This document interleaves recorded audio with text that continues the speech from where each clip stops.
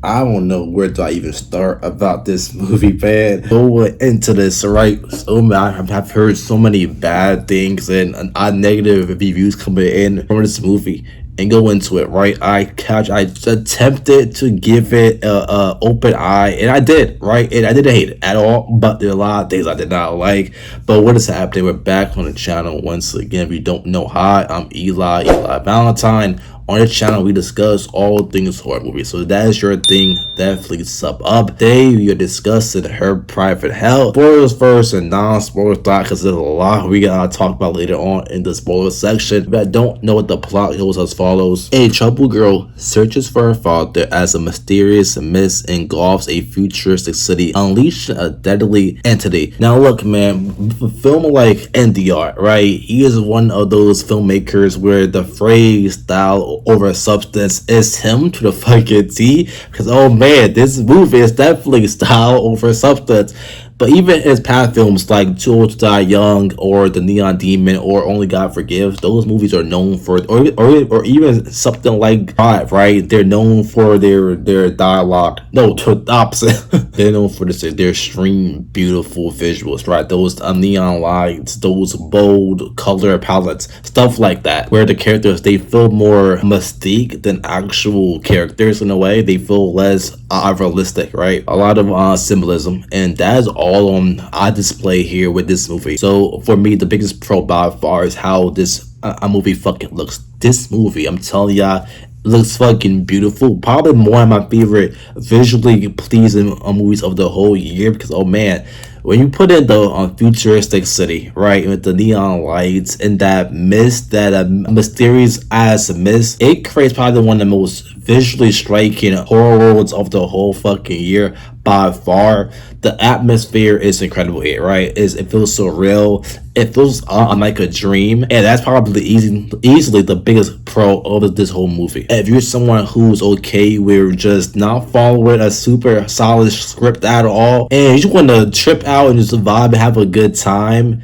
then I might say go check it out. Why the fuck not? But I get why this film don't work for most people. I can see why. There's aspects of this movie I did not like at all. But this film reminded me of someone like Late Night in Soho. Another movie that a lot of people did not like, but I loved completely, and I would defend that movie forever. Those neon light cities, right? Where for me personally, if I can get invested into a world and visually it looks so appealing, I can get immersed and just live in that world so well. So that's why for me personally, that was enough for me not to hate this movie like everyone else has. But I do obviously have my cons here, but we will get to that later on. Another pro for me, the leads were incredible. Sophie Thatcher, of course, amazing like usual. Havana Rose, great like usual. Miss Christine, also great like usual here. All three leads were incredible. I think they were definitely the emotional backbone of this whole movie. I thought Charles Melton's role here was great. I just did not feel it was needed at all. We spent the first 20 or so minutes getting used to these three girls and their dynamics, which I was enjoying, and then we get to Charles Melton's character, the cop, the soldier, the GI Joe, whatever you want to call it, right? We get to his character, and I just did not care at all. It's not like he gave a bad performance here. I just did not care, right? We get some very fun action scenes here. Then we go back to the girls here, and just for me, them going back and forth just did not work for me at all. Also, Leatherman here, man, their slasher Leatherman was great. He feels like this urban legend wandering around in the mist, right, in this future ass cool looking city with the big massive buildings. And every time he appears, I felt the tension. His design, his presence, his mystique were great. I just wish the time that was spent on Melton's character, because by the end, while spoiling, I just did not feel no attachment to the payoff to his character at all. And I'll get to why exactly in the spoiler section of this video. I just did not care for him at all. I thought that all the time spent on him could have been used on the girls even more and given some of their kills with Let the Man's more love and more build up and more tension there. Me personally, I thought if they went into the more slasher route even more, it could have been great. And cut out Milton's whole thing about finding his daughter, cut that line out completely. I thought that would be the best. Also, Miss Dasher and Vanna's storyline here with their characters Ellie and Dominic, I thought it was interesting. We're gonna get into the spoilers now, so mind you with that. But yeah, their part was very much fun to me. Interesting. You know, in the movie, Dominique is Ellie's young stepmother, marrying her father. Their dynamic was great to me. Obviously, they have some type of history, intimate history in the past. To what extent, we don't know, and I'm glad we don't know because that adds to the mystique and mystery of the movie. Their chemistry, their tension was great here.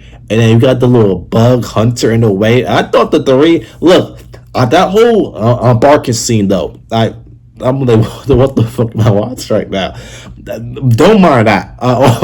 Don't mind that. But I thought them three as a trio was great here. And then you add in them three with Leatherman. I thought that could have been way more fun if we just focus on that element of this whole movie completely. With the cool neon futuristic visuals, I thought this could have been great. Also, there was a scene in this movie talking about the lighting and everything where I just love. There was a scene which was fucking shot so well where they're in the club dancing and everything, and the lights would go one color and the other color was dark, and it would switch, go back and forth. It was like red and blue. I forgot what it was. It was so nice. I can't explain it well. If you haven't seen it, I'm not seen it. It'd be red, like red, dark hair, red. It would go back and forth, your whole face. Incredible. The things that man was doing when he ripped the girl's chest, right, and all the blood came out and everything, and at the same time it going back and forth between Dasher having her orgasm and everything, and when she reaches it, all the blood shatters on the fucking wall. Visually looked great to me. So if we focus on those elements and focus on those three girls, I feel like this movie could have been definitely better. If you're going to this for a nice solid narrative here, this ain't the movie for you at all.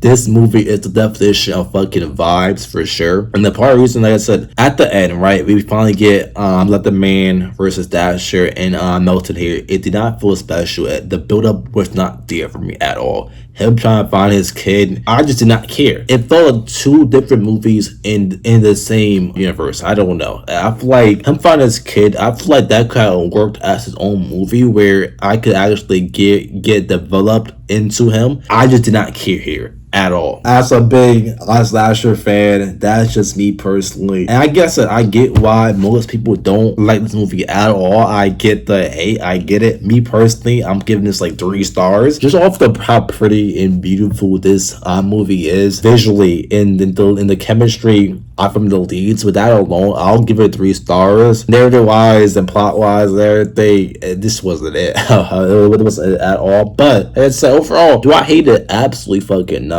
No. Is this the worst movie of the year? No. Is this the worst horror movie of the year? Absolutely not. Me personally, in terms of the big releases in theaters, it still has to be Passengers for me personally. But anyways, with that being said, I'm off to here for tonight. Today, whenever y'all watch this, follow the Instagram. We are posting pretty much daily over there. It just hit 1,000 followers, so I appreciate y'all for that. With that being said, y'all have a great night, day, whatever it may be. He who down on myself, hope you're doing well. I've been honestly going